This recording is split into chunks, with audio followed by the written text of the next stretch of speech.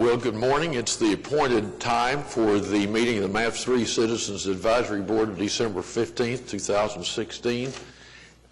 We will call the meeting to order, and I want to begin by saying thank you to all of you who were able to make the workshop with the City Council recently held, and appreciate the effort that everybody made that were able to be there.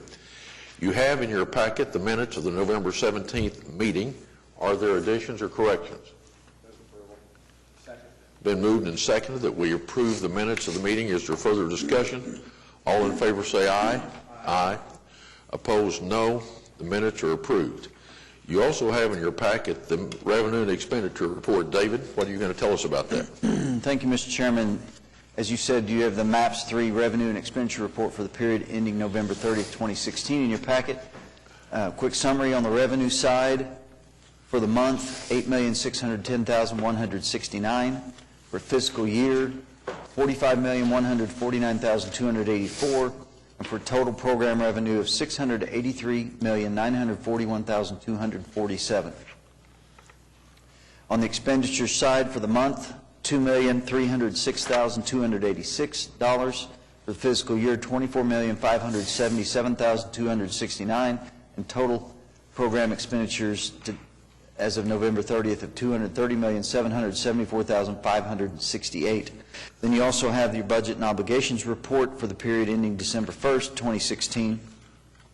And you can see those numbers in there and the remaining budgets of each. We have something under construction on almost all of those projects, and the others we at least have real estate acquisition on that. So I can answer any questions that you might have. Questions for David? Mike?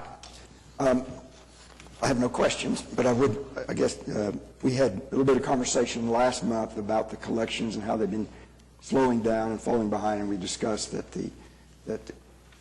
since there was only a few more months left in the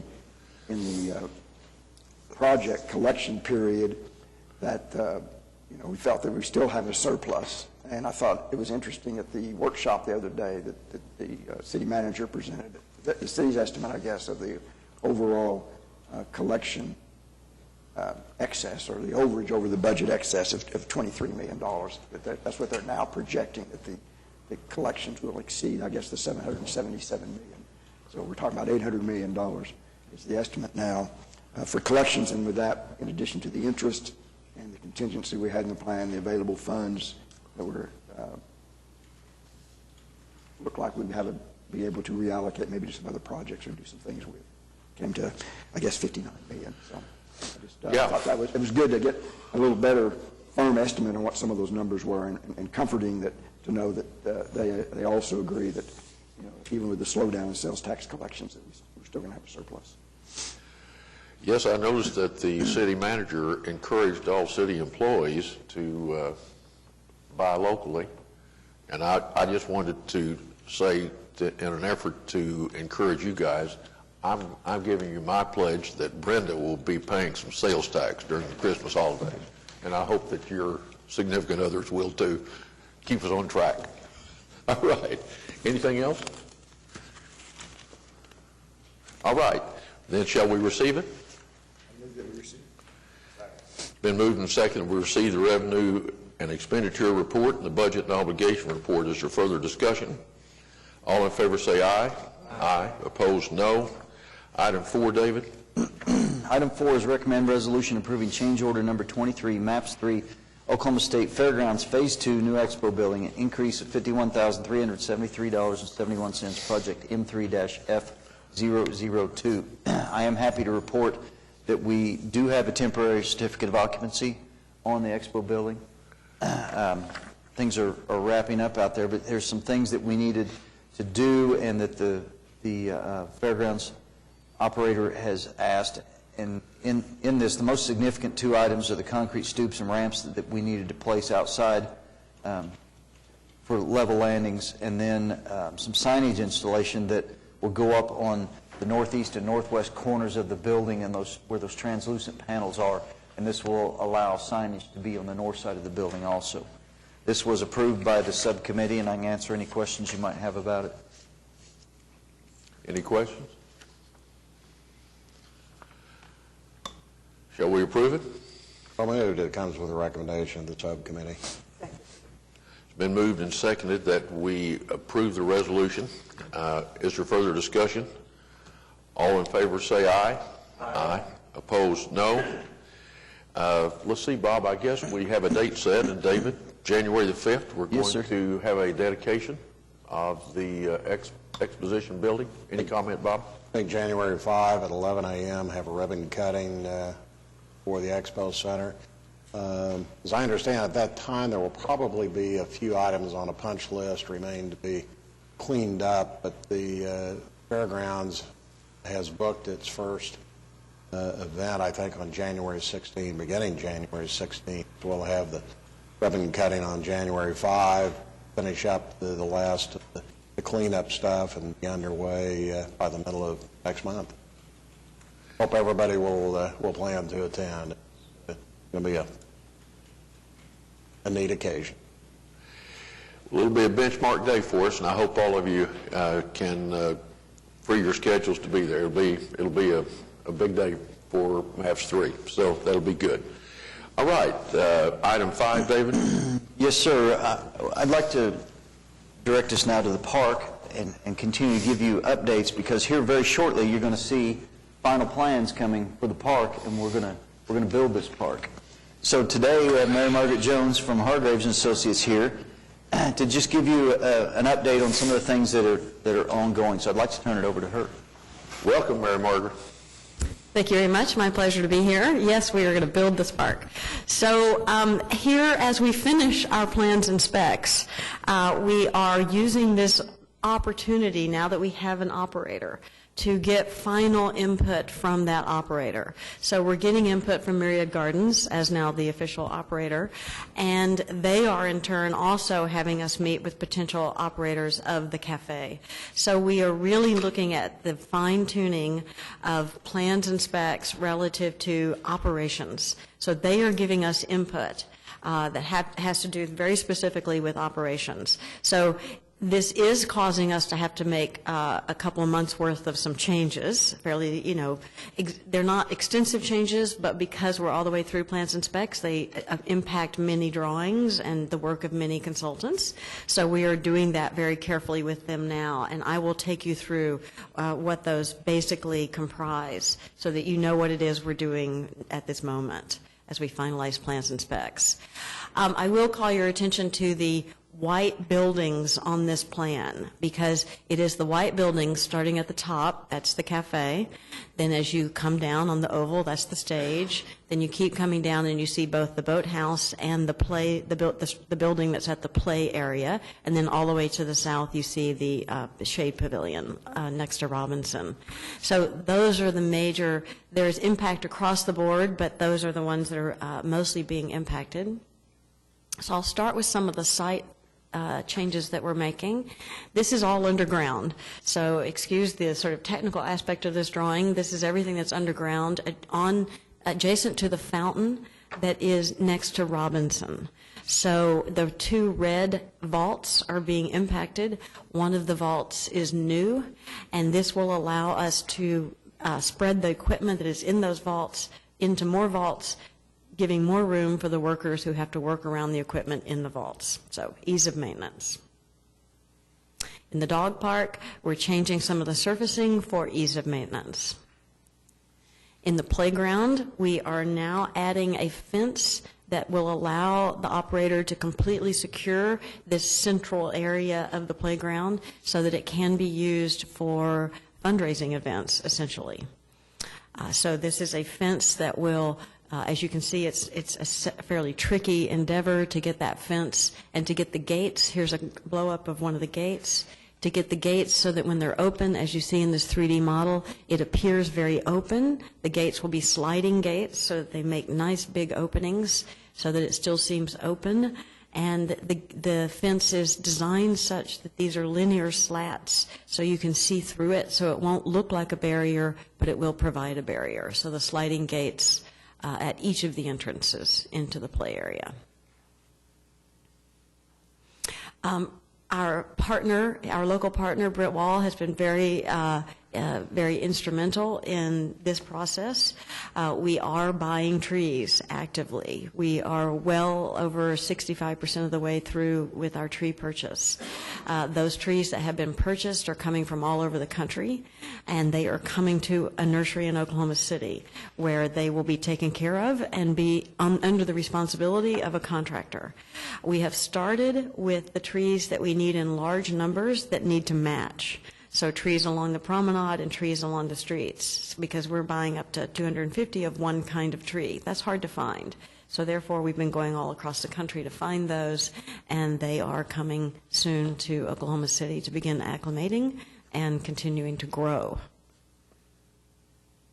so that when we plant them, they'll be even bigger than what we bought. That's the idea. With the operator, we've been looking at issues of how you operate the park from a central location in terms of electricity and IT issues and security issues. So at Union Station, we are providing a security room, a data and security room at a lower level. So that's something new that we're adding. And then I inserted these drawings just to let you know that also at this sort of finalization of plans and specs, we are coordinating with the convention center. We have met with the hotel operator, and we met yesterday also with the streetcar engineers and designers. So we are coordinating now at a very fine-grained level in terms of streets and sidewalks and street trees and street crossings, et cetera. So these are just enlarged drawings of Robinson moving from the boulevard south.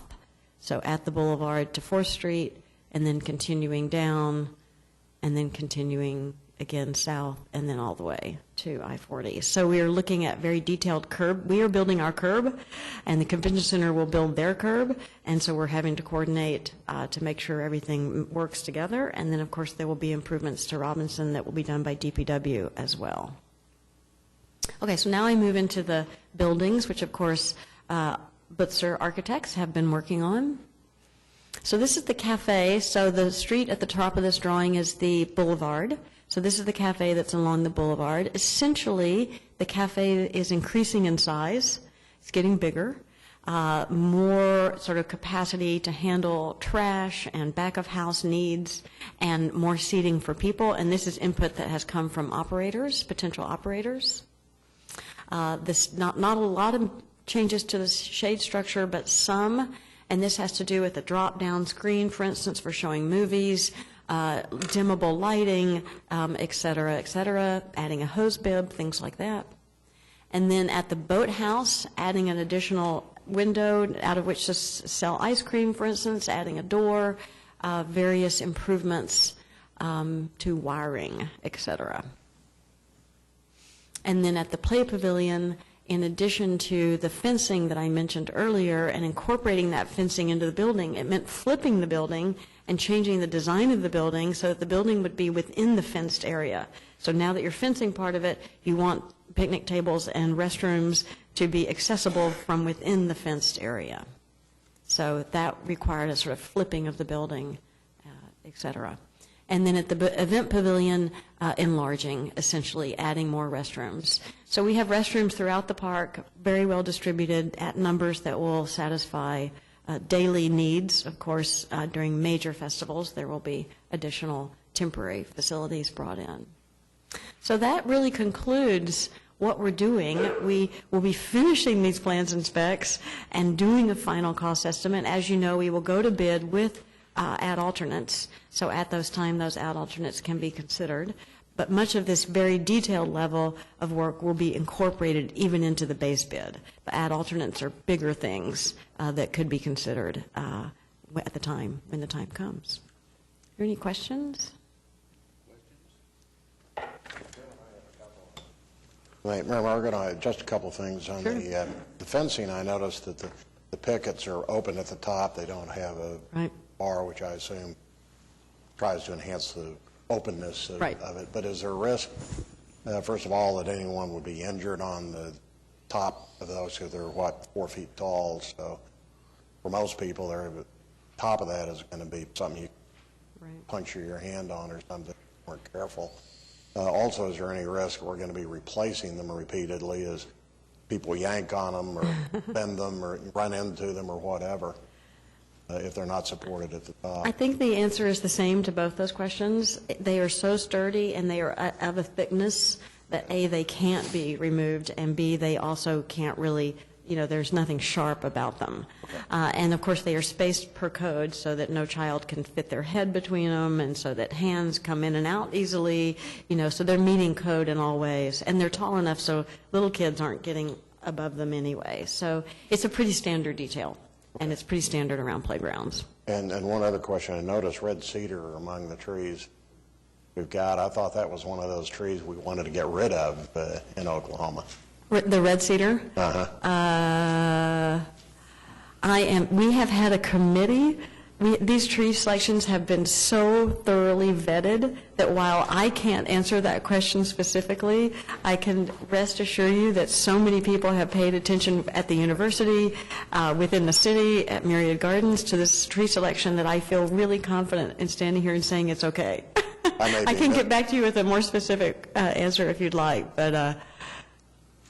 Well, I may be misrecalling, but something stuck in my mind. That was one of those trees that was almost parasitic, that spread like crazy and was a huge fire danger out in rural areas. I will pass this on to Brent and be sure that we're aware of that. I could be mistaken about that. I'm not a tree expert. Mary Margaret, we did speak to that in Thank you, one of our Kim. sessions. Perfect timing. By the bell, right? I apologize for being late.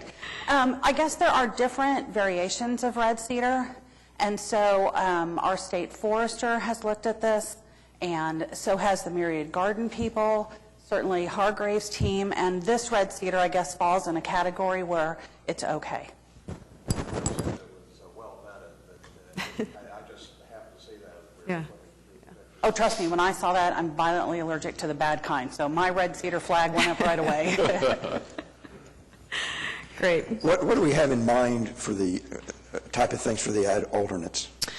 Off the top of my head, I'll just give you a general sense. The fountain itself is an ad alternate.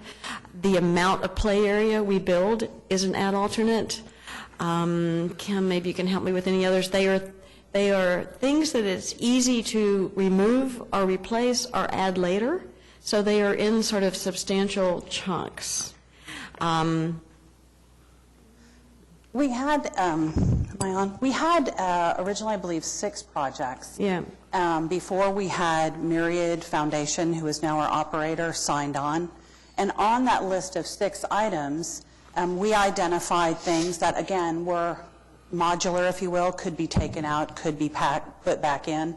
And certainly in the meetings that ensued after that with Myriad Gardens Foundation, looking over the 95 and 100% construction drawings, a lot of those amenities that the subcommittee listed as ad alternates, the Myriad Gardens Foundation, as the operator and their staff, looked at many of them and said, really, what you have listed in ad alternates are very much revenue-generating centers for the park. So removing those totally as ad alternates may not be the best way to ensure that we're building a park that our operator can fully utilize to get the best revenue generated out of it. So even though originally we did have 6 items on there that we felt could be added or removed if needed, I don't know at this point that they're actually really ad alternates as we identified them, because they've kind of morphed a little bit. And I know even at this point, For example, I'm remembering that now, thank you, the Shade Pavilion is one that could easily be built later, so it's an ad alternate. But Myriad Garden said, but that's one of our major revenue generating So they're pieces of the considering park. essential, so we're leaving it in the base bid, not Exactly. an ad alternate. Yeah. and even the structure that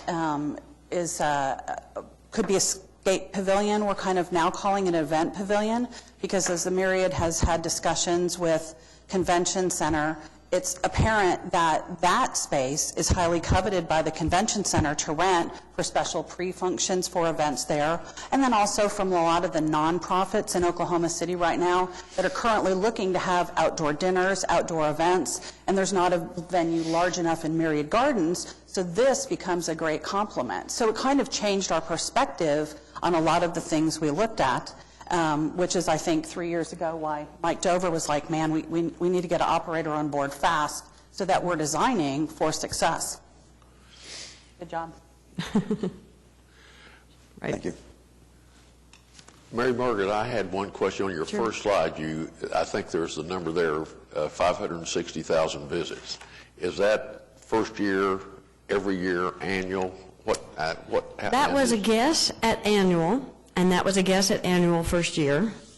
My guess is it was meant to be extremely conservative. Sure. And what we have seen since that time convinces me that it is really, really conservative. I really think that you'll get 1 million visitors a year. That's what we're seeing at Discovery Green in Houston, which is only 12 acres.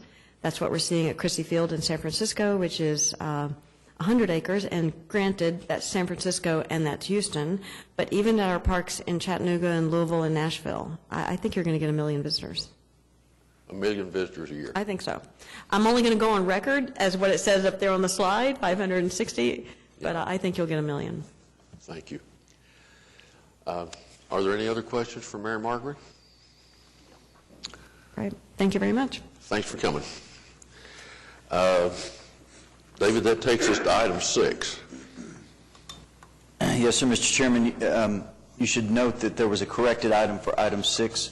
So I'm reading the corrected item, and that is recommend resolution approving change order number 4 and amendment number 5, maps 3, Upper Downtown Public Park, Project 1, public utility relocation, street and alley removal, increase of $576,801.50, project M3-P004, WC-0811, and SC0908. So this is the project that has relocated all of the utilities in the park area. This is the project that has taken out the streets, removed various obstructions in there, and it's gotten us to where we are now. And that is, if you've been down there, you note that all the poles and all the lines, except for the transmission line, have been removed. The ground has been graded, the streets have been taken out, and there's mulch on the ground. So as we went along with this project, there needed to be a time extension of 14 days, but it's at a no-cost extension. It just gives the contractor 14 more days to complete what he is doing. And then there's quantity revisions in the amendment, and that has to do with the rock that was bedded around the pipes, some excess excavation, some junction boxes that were left out of the plans inadvertently, and then a lot of it is pavement cut and repair.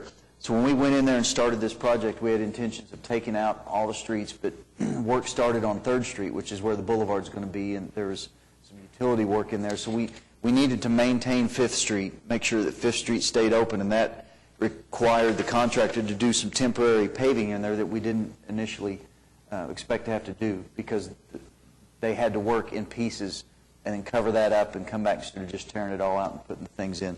So this is wrapping up pretty much that project. There will be probably another small amendment just to button this up, but for the most part, this project is completed. And this comes with a recommendation from the subcommittee. Mike, any comments? Again, it did come with a recommendation yesterday of the subcommittee, so I move to approve. David, at the Thunder games, there appears to be a lot of parking going on, but what I think is park ground. Is that something we're authorizing, or? No, it was difficult to control while the contractor was still working out there, but if we haven't already, we will very shortly put up signs that say no parking, and the police department will start enforcing that, because for 2 reasons. We don't need it all rutted up when it's wet.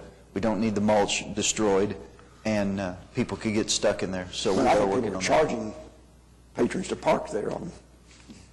entrepreneurs. Yeah, entrepreneurs, yeah. No, we are working to prevent that. Okay. All right, we've had a motion by Kim and a second by Mike Dover to approve this resolution. Is there further discussion or further questions? All in favor say aye. Aye. Opposed, no. The resolution is approved. David, item 7.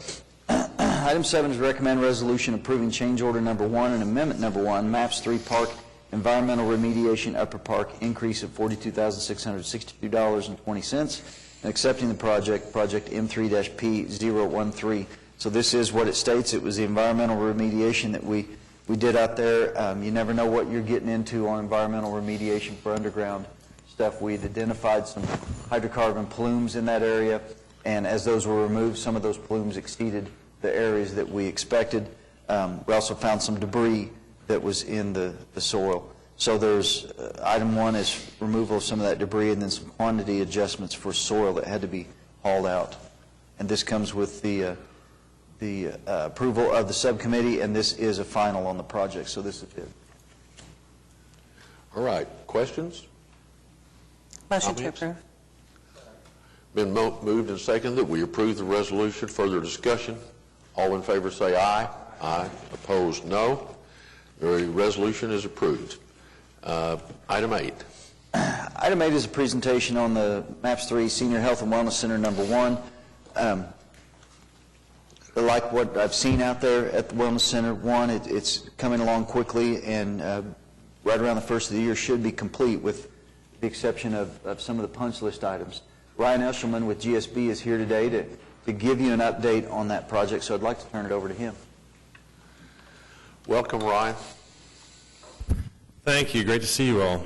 Exciting time for everyone involved with this project. I know Mike's been looking forward to, and his subcommittee has been looking forward to seeing this project complete. Everybody's been working hard for many years to get to this point. So I'll quickly flip through some of the images that give you a sense of where we are in the construction phase. The project was scheduled by contract to be substantially complete on December 7th. That date was last week, I believe, and there's still a few items that they're working to complete. You can see striping and landscaping going on in the parking lot, final grading awaiting the sod to be laid, some fascia to go up on the porte-cochere, and some final grading near the monument sign. Sidewalks, a bocce court, and some paving are going in along the street frontage. Around the back of the building, it's essentially ready for sod. The skin is complete. Sod has already been laid in the detention area, the stormwater detention area just to the west of the building. Inside, this is a water test before the final plaster coat was installed in the pool. It was filled and tested. It also gives you a sense of the daylight that will be available in the pool area. Another view of the pool after it's been drained. You can see the pool lighting in place, getting ready for the final plaster coat to complete the pool. Doors and hardware, cabinet hardware, all those final touch items are going in. You can see the tile work's complete and just needs to be wiped down and cleaned off. The fixtures are in place. So finishing out some of those spaces. Lockers, you can see lighting in place, just ready to drop ceiling tiles in and lay down the flooring. Similar view of the aerobics area. The wall mirrors are up, just awaiting the flooring and the tiles in the ceiling. So that gives you kind of a sense of the finishing touches that they're putting on out there. We're in a really favorable position in that we've only used a portion of the contingency during the construction of the project. So there was a balance available to enhance the facility. So the MAPS office visited with HLI, the operator, and talked through a list of requested added scope items that would help support their operation, some of which were included in alternates originally, and some of which just came out of conversations with the operator as they fleshed out their programming. So change order 10 includes the items that you see here, and I'll describe them briefly. And it utilizes most of the balance of the contingency. There are still some remaining dollars for some other items that are coming at the very end, but this allows us to incorporate this money into the project now that we know that it's available. So change order 10 includes an additional IDF rack, which is just support for the IT infrastructure. Due to the lengths of the cable runs, another rack was required by the city IT staff, so that's been included. We're adding HDMI connections at all of the TV monitors, which just adds greater flexibility for additional connectivity and sources at all of those monitors. We're actually adding three monitors and all the cabling and power and mounting associated with those in two separate spaces. So the aerobics room will have large wall-mounted televisions, and one of the social lounges will have a wall monitor. The irrigation system enhancements simply upgrade the controller so that additional zones can be added to the irrigation system in the future, and it stubs the water and control wiring north of the service drive. There's a zone of land between the building and the neighborhood to the north, which is not visible from the street or the parking area, but could potentially be used and is visible from select areas inside the building. It was not irrigated in the original plans just due to cost constraints. So this does not irrigate that area, but it allows for that irrigation expansion to happen very simply and easily in the future. Mobile PA system is exactly as it sounds, can be moved to any room or outdoors on the property. The gym audio-video system is a permanent system of drop-down screen and projection audio dedicated for that space. As you might imagine, the gym is a very valuable tool in generating revenue for the operator. So not only the members and the users of the facility will take advantage of that space, but third parties can rent it, and it supports the programming and financial model for the operator. So that was an important piece for them. Demo kitchen upgrades, that's essentially a catering kitchen with residential appliances that can also be used for cooking, healthy cooking classes and the like. It is not a commercial kitchen. So these upgrades provide an ice machine in that area to support large catered events and a commercial refrigerator for storing food for their cooking classes. So these are just enhancements to that area. And as you can imagine, a portion of that is for the appliances, and a portion of that is for drain lines and power and all of the modifications that are necessary to implement those. The volleyball sleeves are cast sleeves in the floor of the gym, which enable a high-quality volleyball system, drop the poles into the floor, creates 2 volleyball courts. Obviously, this also enhances the offerings in the gym, but again, it enables them to have third party utilize these facilities in off hours and generate revenue. Again, there's some labor involved in cutting and setting those sleeves. It'll appear just simply as a 4-inch chrome circle on the floor flush with the gym floor, so it doesn't affect any of the other uses for the space. And the last item is a time extension with no dollars associated with it. There was some complications related to getting permanent power on site from OG&E, and so this change order adds 10 days to the substantial completion date, moving it by contract from December 7th to December 17th. In addition, this change order provides time to do all of the work that I just described, which is added scope. That work takes 42 days of concurrent effort. The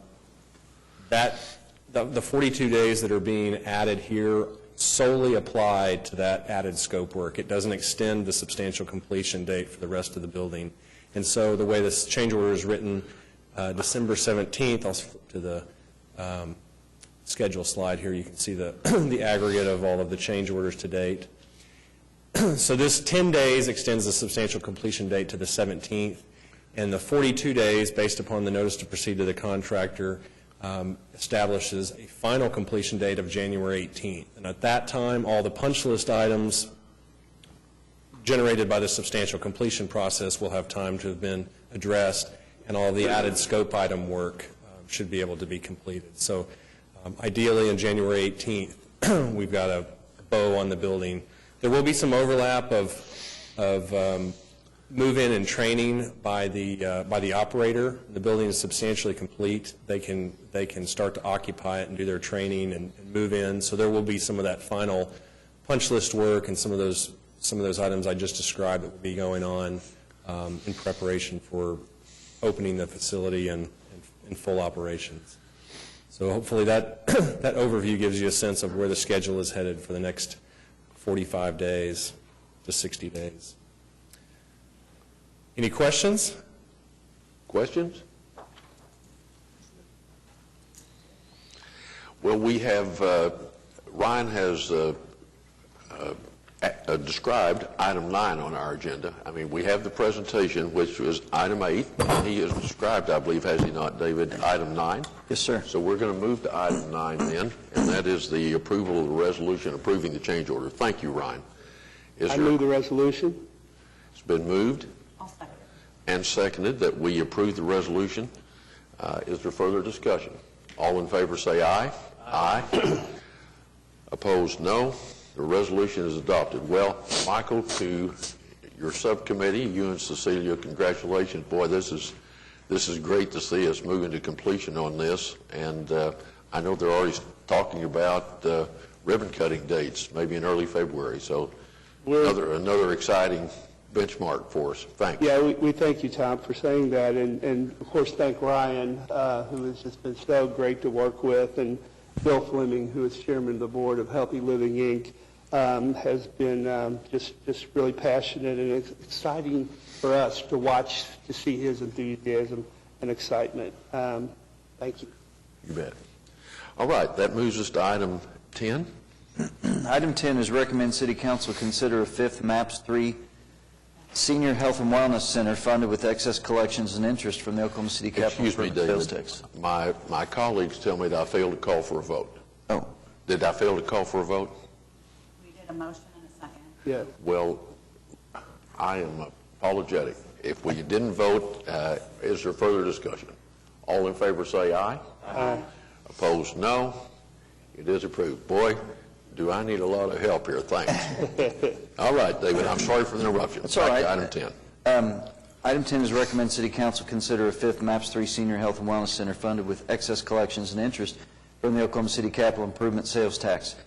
This is an item that has been discussed within the Senior Wellness Subcommittee for about 3 months now. We provide them with a lot of data, and they've had a lot of discussion, and so this recommendation comes to you with their approval. Michael?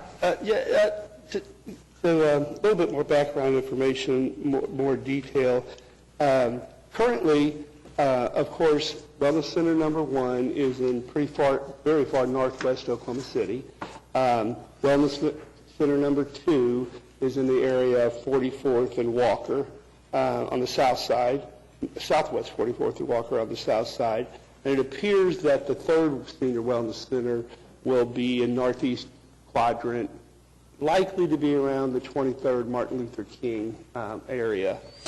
So as we were looking at the maps and looking at where these senior centers are going to be located, and we had more information came in from city planning as well as the Oklahoma City County Health Department, it was really clear that there were 2 areas of the city that, both in terms of unhealthy outcomes as well as population density, that were not as accessible as we would like. As most of us know, Oklahoma as a state just doesn't do very well in terms of health. We've all read that over the years, and unfortunately, in some areas we've had some incremental improvements, but for the most part, we tend to be at the top of the bad list and at the bottom of the good list in terms of health access and health outcomes. As an example, we're literally last in the country in terms of accessibility for folks to healthcare providers, which includes physicians, nurse practitioners, physicians assistants. Another statistic that sticks with me is we're 48th best, so which means there's only a couple of states worse than we are in terms of cardiovascular deaths.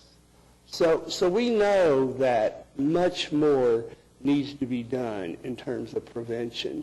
And so as the committee began looking at this issue, and again, looking at where the centers are likely to be with the first 3, knowing that in the original maps, all of the information that was presented to the public talked about 4 to 5 centers. Well, when our consultants came in and told us, just as we looked at what the kinds of things, even though these aren't cookie cutter centers, that the kinds of things that we would like to probably have in these centers, that there just wasn't enough money to build 5. So that's how we came up with the number of 4 to begin with. As we look at, as the committee began looking again at these issues, and we also taking a look at in the very beginning of maps and the polls, the Chamber's poll that was done even before the maps vote told us that, for example, that senior wellness centers was one of the most popular. In fact, senior wellness centers and trails ranked second to sidewalks in terms of popularity by the voters. And so I think as we, again, look forward, what we would like to do is to put a 5th senior center on the table. Now, we know, Tom, and this board, we know that the 2 largest projects of MAPS, i.e. the park and the convention center, are yet to be bid. So we obviously do not know how much money is going to be left.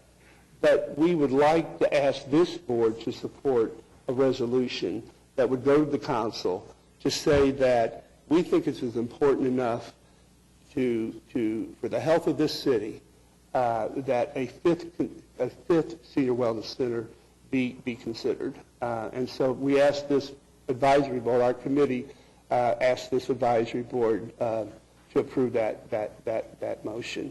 I will tell you that we did have one member of our committee who did not support the resolution yesterday, and I certainly understand why she didn't support it. The reason she didn't support it, she wanted to send a message to this board and to the council for that matter, that she thinks that more money should be done in sidewalks. And she was very clear about that. It's not that she is against the 5th center. In fact, she supports it. But she wanted to take yesterday's vote as an opportunity to send a message that she thinks sidewalks, which again was the first kind of a preferred project of MAPS 3 that the voters acted on.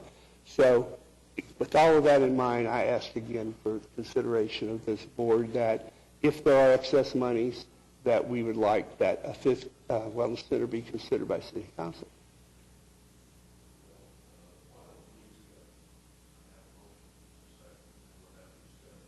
I'll make the motion.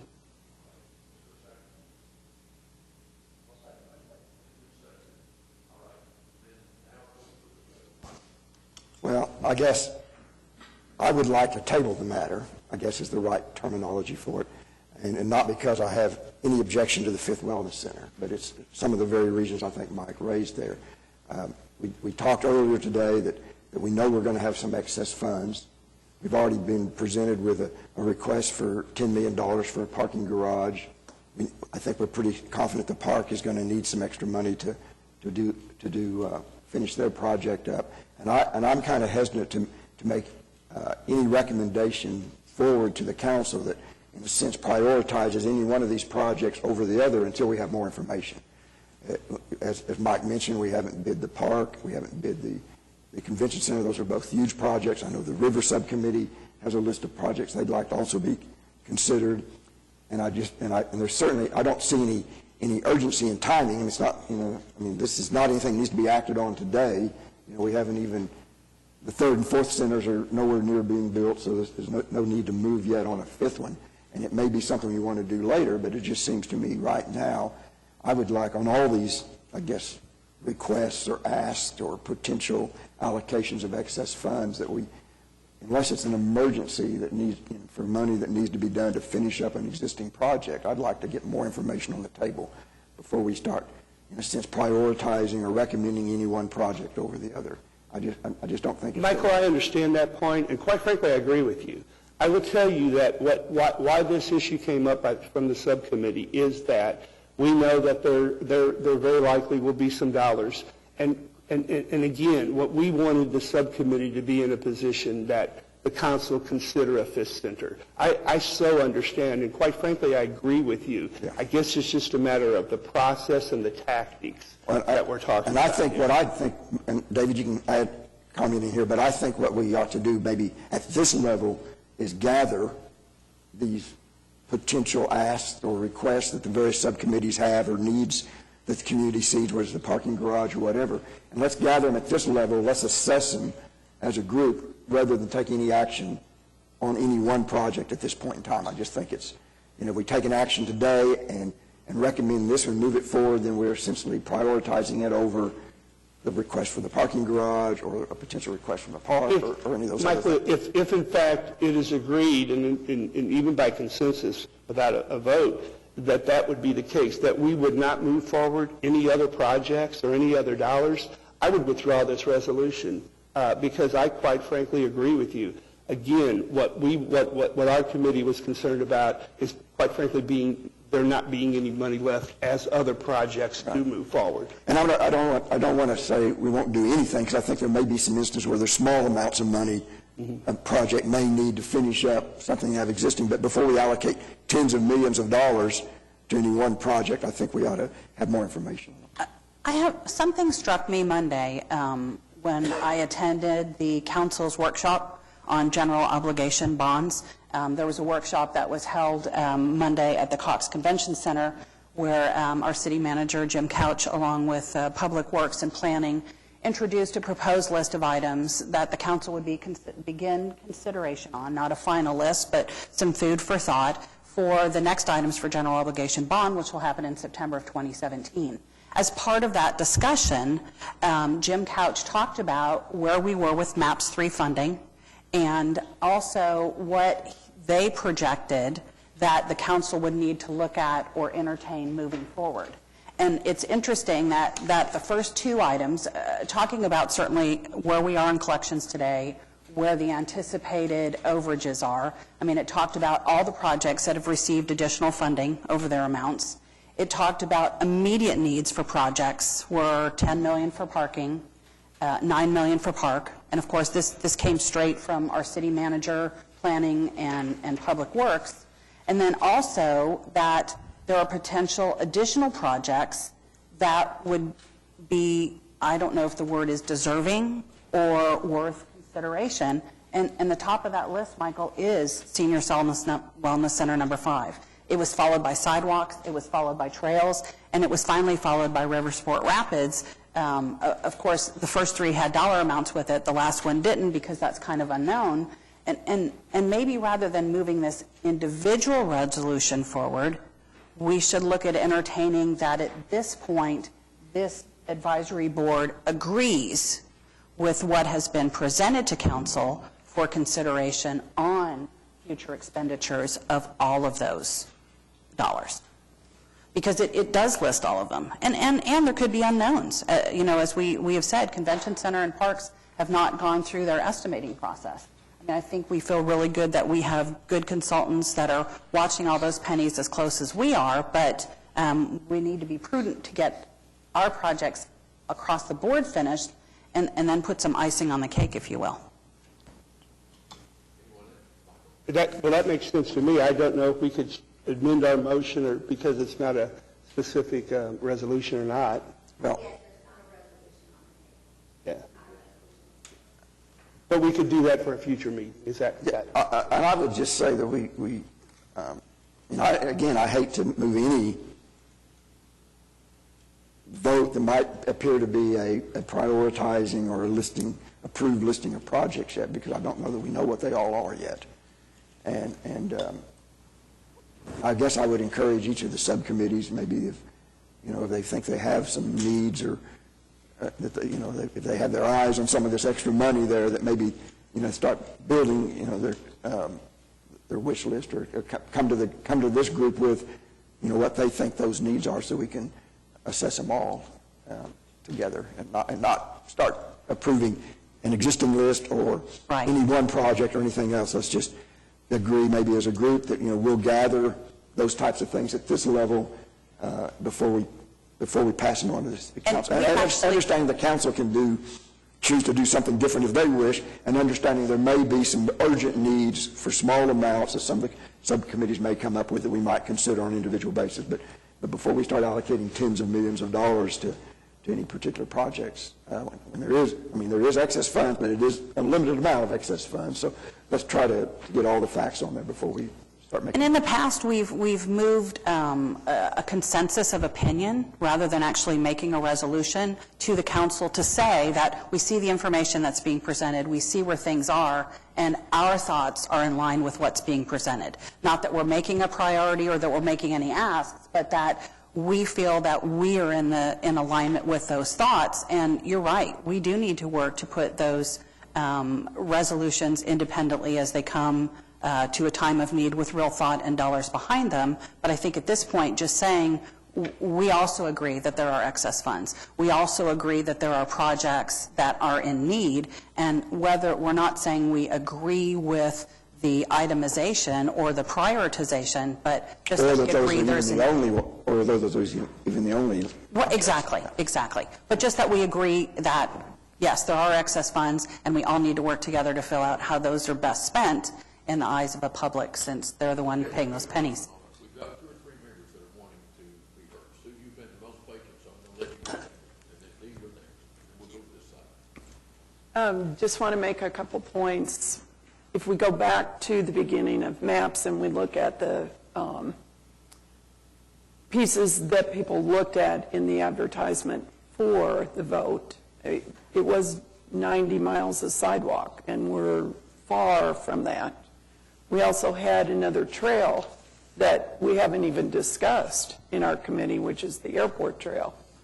I think, on another note, I think that we are now starting to feel, as chairpeople of our special committees, that we're moving into a sense of urgency, because we know our time to make statements or action is limited. So we do see this board's power really coming to an end.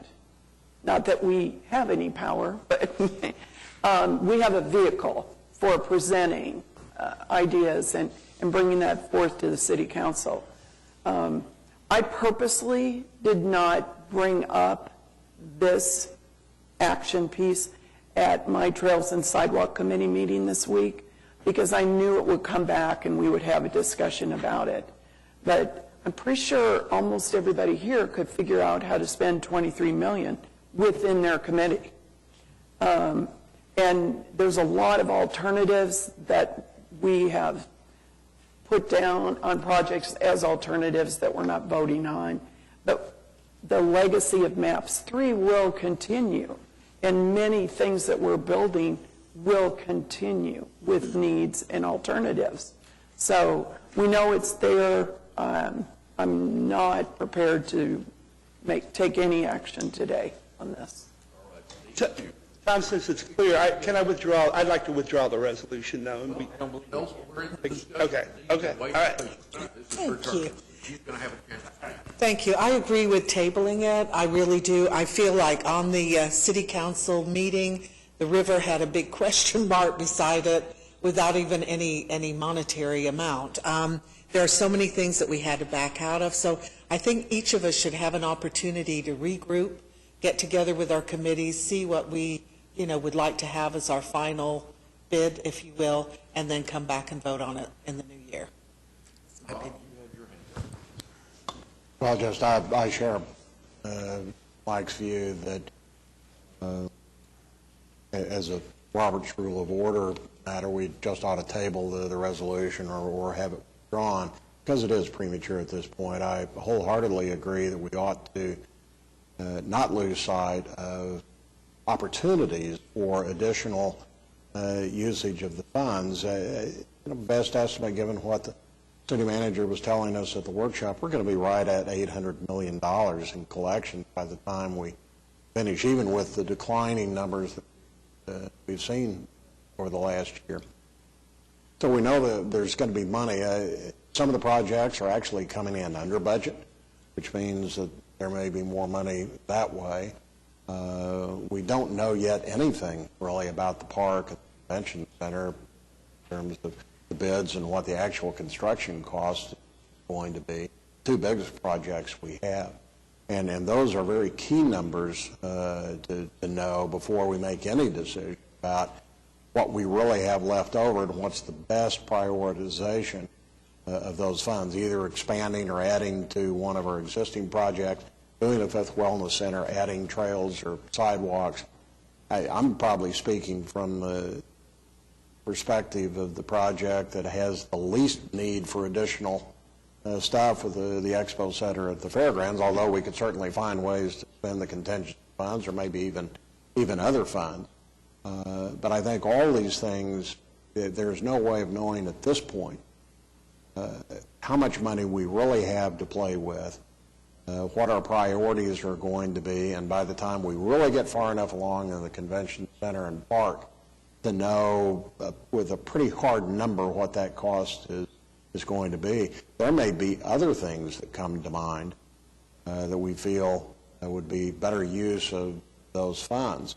And so I'm very much in favor at this point of collecting, I'm not sure mechanically how we do that, but we just collect our wish list of things committee by committee, or if somebody has a new idea for something that would be consistent with our MAPS project overall.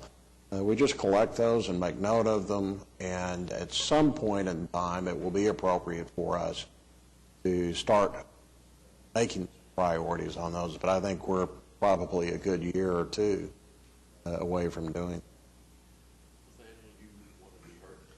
Sure. So, looking ahead, I do want to see a deliberate program-wide approach on how we do this. I wouldn't want it to be kind of an ad hoc process where it's up to whichever chairperson is the best at lobbying, because I don't want to overwhelm you guys with my lobbying abilities. So I would like to see some kind of, plan essentially. I know Mike Mize wants more to do, so maybe ADG having a program-wide view, be involved in that, or maybe it's we get together with City Council, like we have in the past, or just some kind of plan. I can't imagine. I can imagine it maybe starting with the committees coming up with a wish list, or kind of saying, if you were given X, what would you do with it? If you were given 2X, what would you do with it? Sure. And then convening as a body, and then ADG and city staff kind of looking at it and saying, well, here's how much we have left, and here's kind of the program-wide view about what Lego pieces go where it could fit, but kind of like we always do, right? Consultants come and they present us with 3 to 10 options, and then the discussion ensues from that. And maybe there's a precedent and previous maps how excess was handled, or maybe it's the first time we've had excess. I don't know, but I agree with the sentiment that others have said, and just look forward. Maybe it's next year sometime, just having a kind of almost a plan of attack on how we're going to do it from a program-wide, city-wide perspective. Zane, everybody but you has had a chance to have their say. It's your turn. I think everything I wanted to say has already been said, but I'd like to reiterate and maybe jump on Nathaniel's coattails there and recommend that ADG be tasked to put a prioritized list together, because I'm certain that every subcommittee has got a list or a dream sheet that they'd like to follow with. I think it's too soon for any one subcommittee to get out of the gates and submit their request. So after this vote is taken, or however we do with the amendment, that we look at maybe tasking ADG to look forward to the future with a prioritized list. Okay, Mike, I know that you or you at least said you were thinking about withdrawing the motion, and I'd like to ask Carol a question first before you make a decision about what to do. My sense of what we're saying here is that we want to view it in a broader programmatic way, and we want to look at all of the options before we give the wrong signal about any one option. And I'm just as interested in not giving a negative signal about the Fifth Wellness Center. I mean, I'm in agreement with what everybody says. I think gathering them all and looking at them, but I want us to think carefully about exactly how we act on this, because I don't want, I'm not hearing anybody say we don't like the Fifth Wellness Center. And I don't think that we ought to take some action that might leave that impression. And I'd like to ask Carol, Mike, if we can, what our options are if we table it, but we don't want to send a negative signal about, I don't think, do we? Okay, Carol, what are our options here, given where we are procedurally?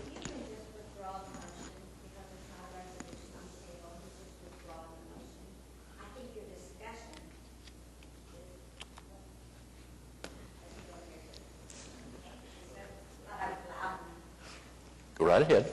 Take your time. Hi. You can just withdraw the motion as you would request. And I think your discussion is enough to not send a negative view of it. Okay. Unless, you specifically want to do something, amend this recommendation, and I really wouldn't recommend that. All right. All right, well, Michael made the motion. Who seconded it? Do we recall?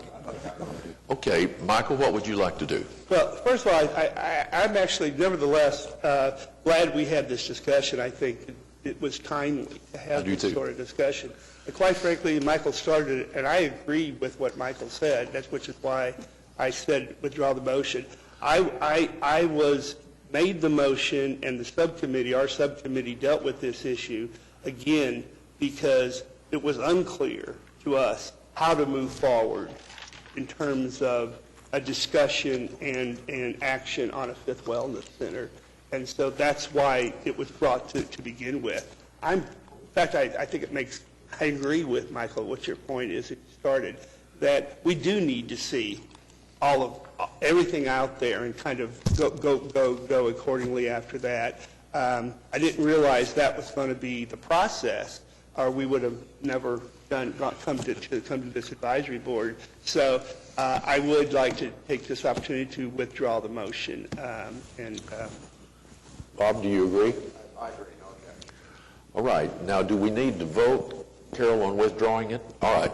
It is before us and approved by the person who made the motion and the person who made the second, that the motion be withdrawn. All in favor say aye. Aye. Opposed, no. And I do thank you, Michael. I think it has been a healthy discussion, and I sure hope that no one would take a negative about what they did. All right.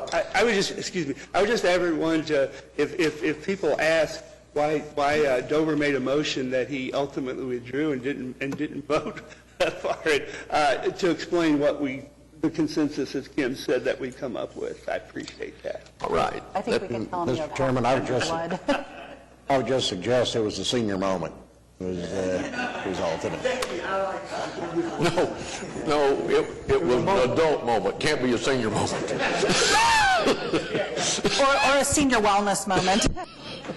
Okay. Now that we've gotten this far, though, I think we do need to have the discussion on how do we go about adding this to ADG's workload so that we can get a prioritized list from each of the subcommittees to the best of the ability that we can now, because there are some things that we still are not aware of, and have them start looking into this. So what do we need to do? Yeah, we can start working on that within the subcommittees, find out what their lists are, and work through that, and then we'll put all that together and bring it to the board, even just to see it, discuss it, not necessarily approve it in the next month or two.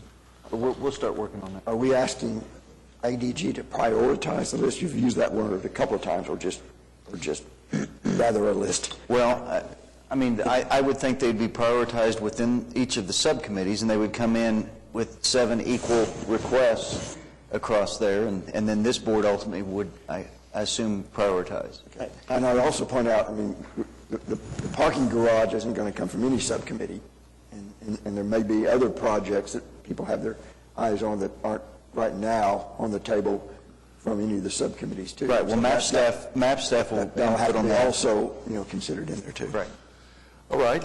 Well, I'm very appreciative of. I'm sorry, Kim. Did you have something you wanted to add? The only comment I was going to make, first of all, is that I'm so proud to serve on this board with people of this caliber that are so concerned about how we spend these pennies.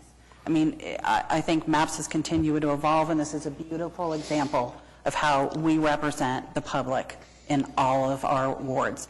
And I can only imagine that this work that we're talking about doing and prioritizing these needs that we see could only help the city council and our mayor look at what needs might be from MAPS 4, so that we can maybe help lay the groundwork in what they bring and carry forward. So even if the things we work on don't get moved forward in this MAPS, I just can't help but believe in my heart that all that work will be used and appreciated forward. Well, I appreciate your comments. Let's move to the next item on the agenda then, item 11. Item 11 is recommend resolution approving amendment number 4 to contract for engineering services with S2O Engineering and Design, Maps 3 Oklahoma River Phase 3 Whitewater Facility, fee increase of $25,350, project M3-R004. If you will recall, we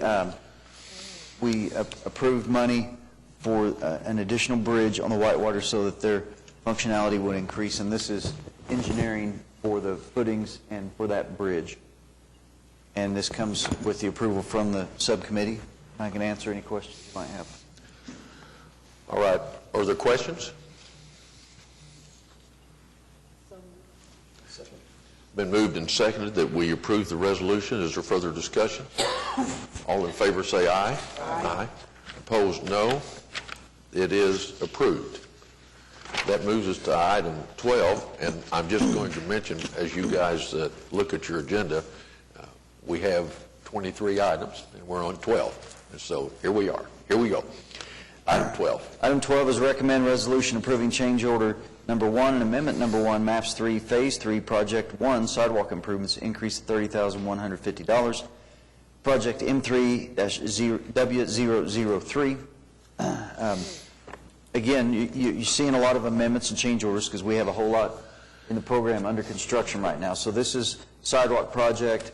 We had some what we call traffic-rated meter boxes. That's meter boxes that you can drive a vehicle on and they won't collapse. There were some that ended up in driveways that we needed to replace. And then there was quantity adjustment for lawn irrigation. When you do design out there, you can't always see those sprinkler heads. And even if you do identify the sprinkler heads, you can't always tell where the lines go until you start digging and you just find them. So this comes with the approval from the subcommittee also. It's been moved and seconded that we approve it. David, I want to ask you one question about this one and all the rest of them. None of the subcommittees are asking for any more money. This is all within the existing budget that they already have. These are just change orders that come through the subcommittee. Is that it? That's correct. It comes from the contingency of each of the projects. Okay, thank you. With that, is there further discussion of item 12? All in favor say aye. Aye. Opposed, no. It is approved. Item 13. Item 13 is recommend resolution approving change order number 3, Maps 3 Sidewalks Phase 3, Project 2 improvements, increase of $1,200, Project M3-W003A. Again, work under construction, and this is a small retaining wall that needed to be put out there to help with drainage. This comes with the approval from the subcommittee. Been moved and seconded that we approve the change order. All in favor say aye. Aye. Opposed, no. It's approved. Item 14, David.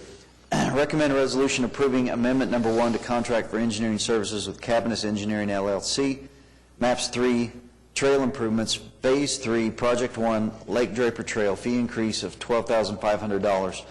These next two items are very similar. If you recall, as we did the preliminary report, the subcommittee requested that we change one of the alignments and then add an alignment to this next item. So the one that we're looking at today, the trail used to come along the lake road. Now it swings out and goes along one of the little peninsulas that sticks out there into the lake, and this is to compensate them for additional work that will be required for that. And this comes with the approval from the subcommittee.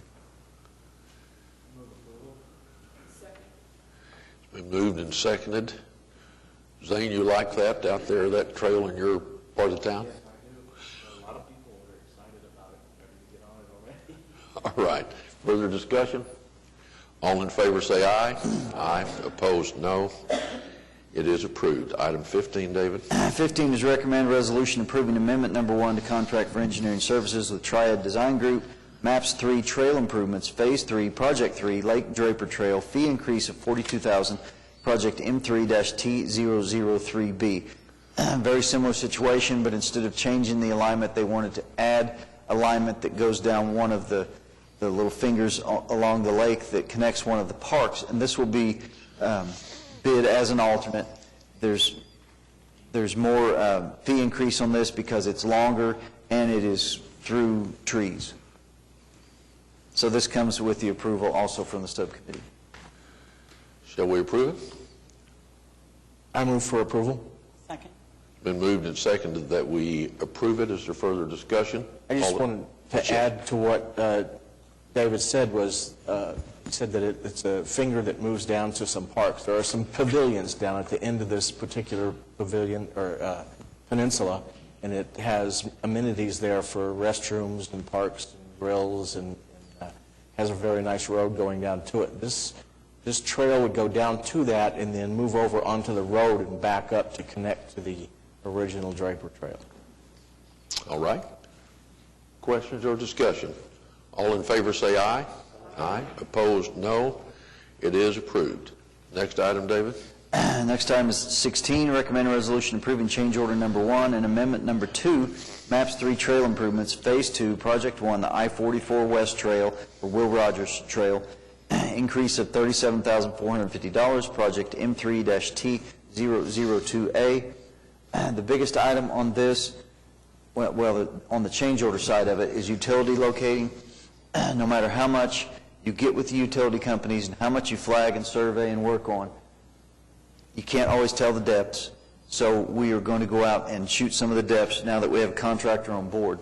So that's $16,500 of the change order. And then there are quantities revisions of $16,000, so there's additional tree removal. As much as I hate to remove trees on projects, in order to put a 12-foot wide trail and get the grading and everything done, we need to remove some trees.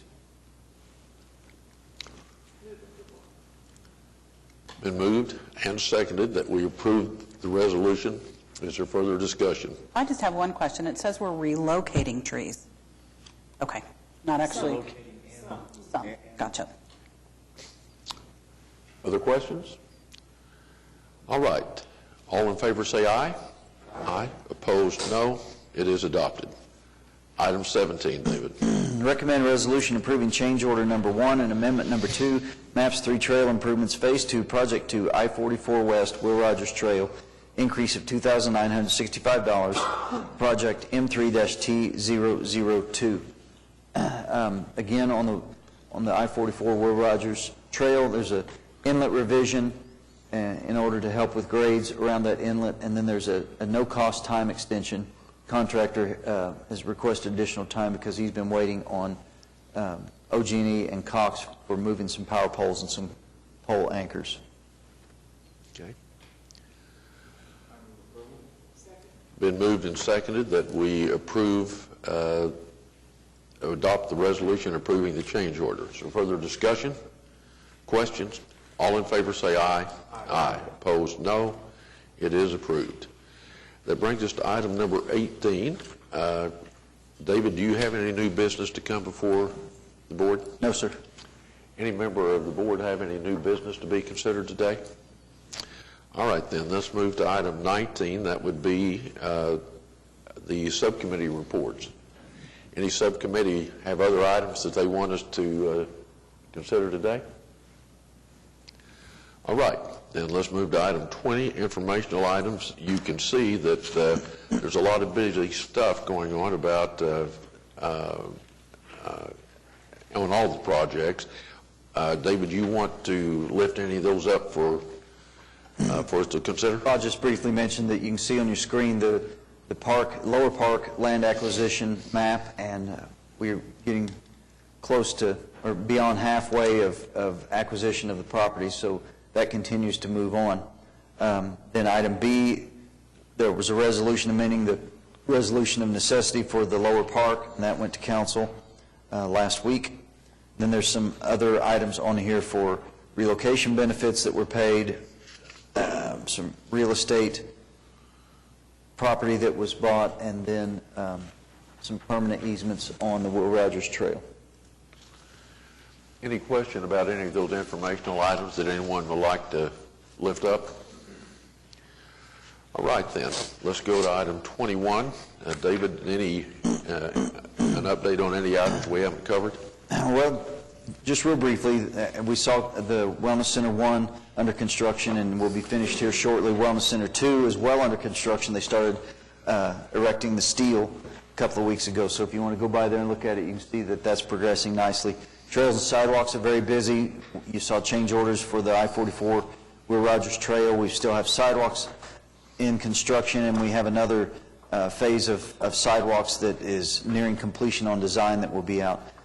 Convention Center continues their preliminary design. And as I mentioned earlier, at the fairgrounds, the Expo building has received a temporary certificate of occupancy.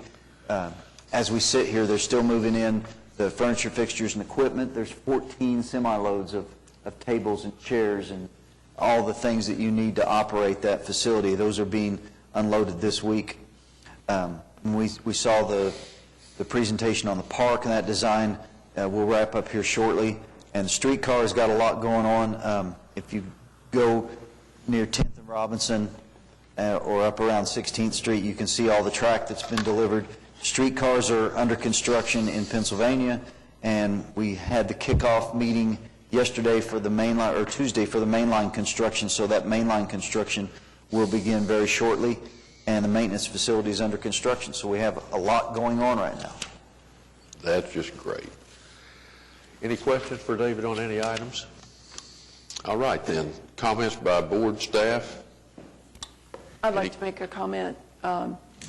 Just keep in mind that the Will Rogers I-44 trail is really getting going now, and if you drive around Northwest Expressway or Grand Boulevard, you're going to see a lot of construction and deconstruction. So it's progress, but I'm sure that it's going to be a challenge for people, along with, we're kind of used to downtown being ripped up, but this is another additional sign of progress, so we're looking forward to that. Michael? I think would just like to say kudos to our chairman and his most recent honor, Lifetime Achievement Award from Leadership Oklahoma. And we're all proud of you, Tom. And as we visited yesterday, I don't know when that award should be given to you, but you're going to take it graciously. Well, Michael mentioned it yesterday that sometimes Life Achievement Awards are kind of a sign that you're at the end. But I'm telling you, I'm going to ride this train, no pun intended, to the end. I hope. Well, I want to say to you guys, as we come to the end of another calendar year, 2016's really been a benchmark year. We continue to get a lot of things done, and I'm really proud of the commitment that each one of you have made to coming to this meeting and going to the subcommittee meetings and chairing those subcommittees. And we continue to get kudos from the public, as many of us are out there being asked questions about MAPS 3. And I just want to congratulate every one of you. I think that the public feels good about the process that the council and the mayor created and the way you're representing the public in these projects. And 2017 looks like it may be the most exciting year yet, starting off January the 5th, Bob, with the Expo Center. And I also want to say thank you to David and the staff. It's been a fantastically busy year for us. And as always, our ability to adapt to change and things that weren't anticipated when we voted in 2009 have really, I think we've been able to roll with the punches. And I congratulate David and his great staff for the good job they do. And Mike, to you and your staff, and no better example than today as people express confidence in the great job you guys are doing helping us through this. So great year in 2016. I'm really excited about all that's in front of us for 2017. Anything else? Bob? Just wish everyone happy holidays. Look forward to seeing you in 2017. Yeah. And don't forget, buy in Oklahoma City, pay your sales tax.